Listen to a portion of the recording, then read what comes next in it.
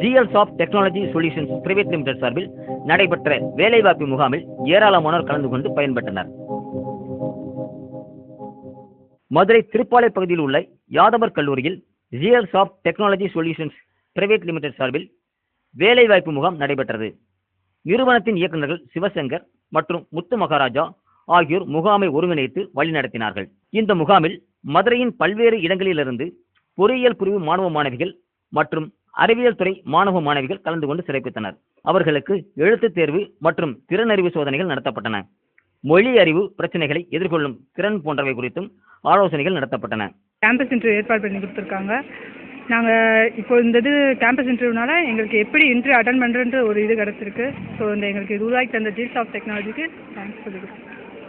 இப்போ ஜிஎல்ஸ் ஆஃப் வந்து ஆரம்பிச்சிருக்க நோக்கம் என்ன பார்த்தீங்கன்னா ஸ்டூடெண்ட்ஸ் கம்யூனிட்டிக்காக வந்து உழைக்கிறது தான் நோக்கம். வந்து இந்த ஜாப் ஃபேர் வந்து என்ன பார்த்தீங்கன்னா ஒரு 2 மாத கடின உழைப்புக்கு பிறகு எல்லா கம்பெனிஸையும் வந்து ஒரே இடத்துல கொண்டு வரணும், ஸ்டூடெண்ட்ஸுக்கு வந்து வேலைவாய்ப்பு வந்து நம்ம உருவாக்கி தரணும் அப்படிங்கிற ஒரு குறிக்கோளோட வந்து இந்த ஜாப் ஃபேர் நடத்திட்டு இருக்கோம்.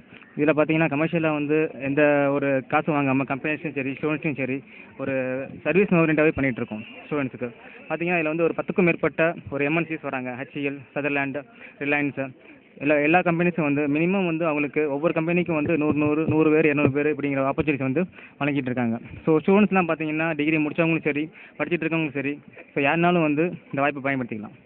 எல்லா மாணவர்களும் பயன்படுத்தி அவங்க வந்து தனக்கு உண்டான எதிர்காலத்தை வந்து தானே தேர்வு செஞ்சுக்கிற மாதிரி வந்து அதுக்காக தான் நம்ம இந்த கேம்பஸ் இன்டர்வியூ வந்து அரேஞ்ச் பண்ணியிருக்கோம். முகாமில் கலந்து கொண்டவர்கள் உடனுக்குடன் தேர்வு செய்யப்பட்டு அவர்களின் தகுதி வாய்ந்தவர்களுக்கு பணி நியமன ஆணையம் வழங்கப்பட்டது. இந்த முகாமில் 100க்கும் மேற்பட்ட வேலை தேடுவோர் கலந்து கொண்டனர்.